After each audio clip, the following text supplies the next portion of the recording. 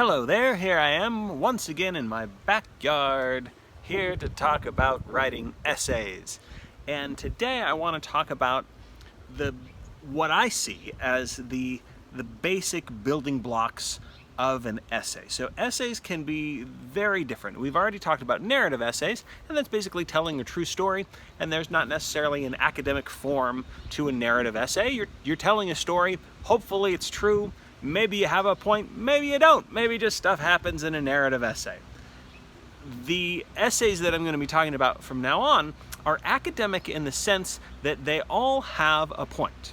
And I want to talk about how we create that point and the basic way you can then take that point and expand upon it. So, what are we talking about with basic essay structure? Well, the basic essay structure consists of three parts. We've got the introduction, we've got the body, and we have the conclusion. The introduction does several things, right? So the introduction should do the following. It should hook the reader, meaning it gets the reader's attention. So the very first sentence, maybe the first 3 or 4 sentences, they should generate interest so that the reader wants to keep reading. Now, you might be thinking out there, it's like, hey, Professor Bradford, you have to read what I'm going to write, so why should I bother hooking you? It's your job to grade the essay. That's true, but I don't have to give it a good grade. If an essay is well written but boring, well, let's see, boring starts with the letter B, so I might give you a B, but the essay has to be awesome for it to get an A. And one way to help the essay become awesome is to start off by making a great first impression and hooking the reader. So in that introduction, with those first opening lines, you can hook the reader by asking an interesting question. You can give us a surprising fact. You can give us a definition, maybe a unique kind of definition, or present a definition and then twist it in a certain way. You can give us a riddle, you can give us a joke, you can give us narrative writing, descriptive writing. There's a lot of different things that you can do. The more you read other people's essays, the more you'll see that these kind of essays that I'm talking about, they start with getting the reader's attention. Now, this might be different in research papers. If we're talking about like a medical journal, there might be no entertainment factor in a medical journal entry. It's just the facts. But what I'm talking about is most essays that we write in college and most essays that we read in the professional world, there's a combination of information, but also enlightenment and entertainment that we want to take pleasure in reading this essay. So, entertain us a little bit. Get us interested. Get us emotionally charged up to read the rest of this essay. Do that at the very beginning of your essay. I will be giving you some links to different essays where you can see that hopefully sets a good example of what I mean by a hook. So we hook the reader. Then what do we do next in the introduction? We give what I call the topic overview, and that is basically giving the information. So as a reader, if I'm reading your essay and I'm like, wow, ooh, I'm interested. I don't know what this is about, but you've got my attention. Then what happens is I will learn, it's like, oh, this is what the essay is about. Oh, the essay is about pollution in the Pacific Ocean. Oh, fascinating. Or it's about how pit bulls have been maligned by the media.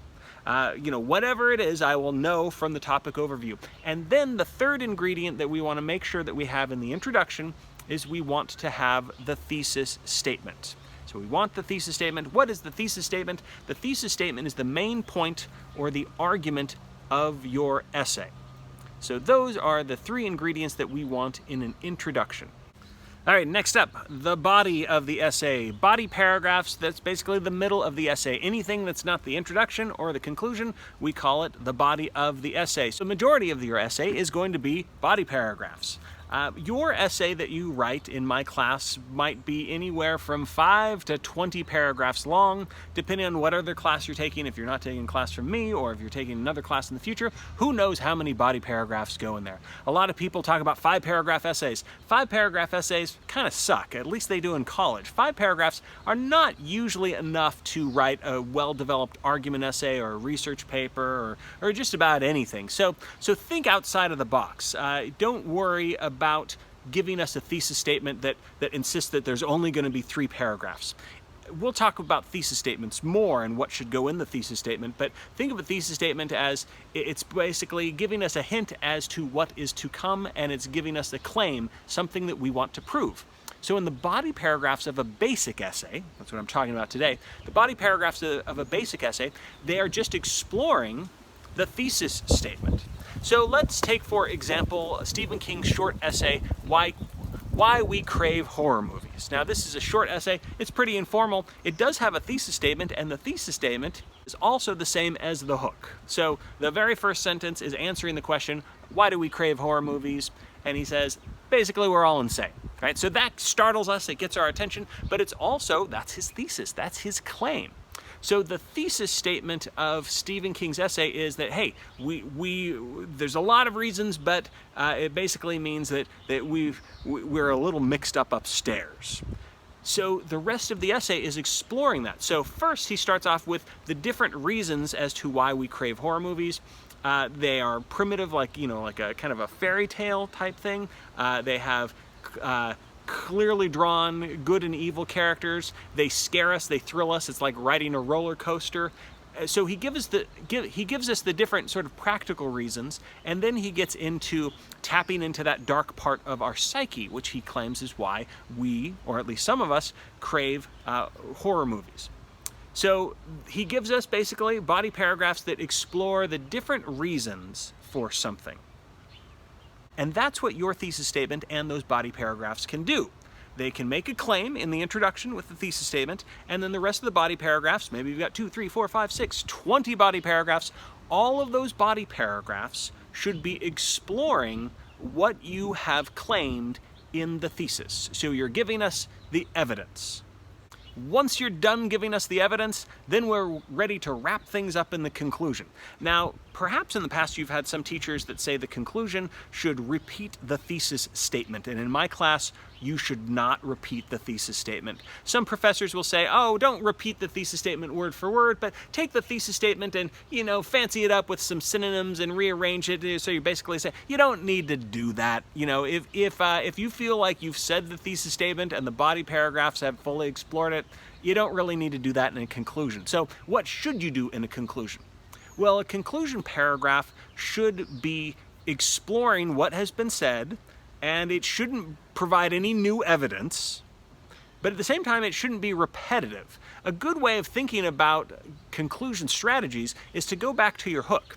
So if you have started your essay off by surprising us, shocking us, maybe asking us a question, maybe you return to looking at the surprise in a different way. Or maybe you take that question that you asked at the beginning and you provide an answer. If you started off telling part of a story in your hook, conclude that story in your conclusion. One of my favorite examples of a conclusion paragraph comes from Maya Angelou. She writes a narrative essay that I will include in the description down below, or at least a link to it if I can find it, and I'll put it on Canvas as well. And in this narrative essay, she writes about her grandmother and how her grandmother starts her own business back in the early 1900s, and it's pretty sort of straightforward narrative. There's nothing terribly exciting about it. It's interesting.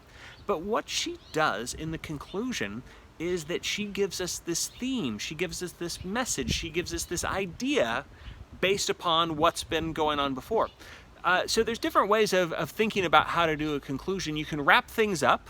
You can repeat things if you feel like you need to repeat things, but you can also give us sort of a message, something that we can take away, something that can be valuable. You can also give us what we call a call to action. A call to action conclusion is basically saying, hey, I told you all these things about this person's life, or I told you all these things about why we crave horror movies, or I told you all these things about the space program. Now here's what you should do with this information. So a call to action is a great way to conclude an essay as well. So this lecture has been basically a very brief overview of the basic structure of what I think of as a basic overall essay. Not necessarily a particular type of essay. It's because, I'm not talking about compare and contrast or process analysis or cause and effect, but just any type of essay where you have a main point and you need some examples. You got a main point and you want some evidence or reasons to back it up.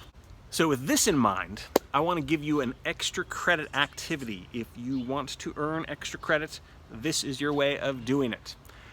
If you want to do this, again, it's not required, but if you want to do this, you will write an essay that's at least 1,000 words in length. This essay will be titled, Why We Crave, and then you fill in the blank. Now, Stephen King wrote Why We Crave Horror Movies, so you can't write horror movies. He's already done that. But you could say Why We Crave Romantic Comedies, or you can say Why We Crave Ice Cream. You can say Why We Crave Political Debate. You can say Why We Crave Tattoos, goatees, riding a bike, whatever you want it to be. So choose any topic that maybe you personally, crave it, or maybe other people that that crave whatever this activity is, or this it could be movie, music, book, whatever type of something. And again, think of what Stephen King does. He makes a claim. He's got his main point. He's got a lot of little points. And notice how he builds up to that main big point. So make your claim about why we crave whatever this is, and then write about the different reasons that we crave this, and then lead up to the most important reason. That is a good structure for a lot of different essays, by the way. I call it the cartoon snowball effect. When we think of cartoons, in the cartoon world, if there's a little tiny snowball and it's on a hill, if it gets pushed down by maybe Donald Duck or somebody, the cartoon snowball rolls down the hill and it gets bigger and bigger and bigger. Your essay, it doesn't have to get larger in size, but the points should become bigger or more important or greater. So you want to start an essay off with your body paragraphs exploring some interesting things, some good points we'll say, and then you want it to end with the greatest points. So if you choose to accept this extra credit assignment, that's what I want you to do. 1,000 words, why we crave, fill in the blank. I'll let you know on Canvas about specific due dates and things like that. If you're watching this YouTube channel and you want to play along, feel free to do so. Leave a link if you come up with something you want to share with the rest of us. And if you have any questions, obviously send me an email or leave a comment down below. All right, well, that's it for now. I hope that you take on this extra credit assignment if you have the time and the energy to do so. And at the very least, you know a little bit about the bare bones of a basic essay.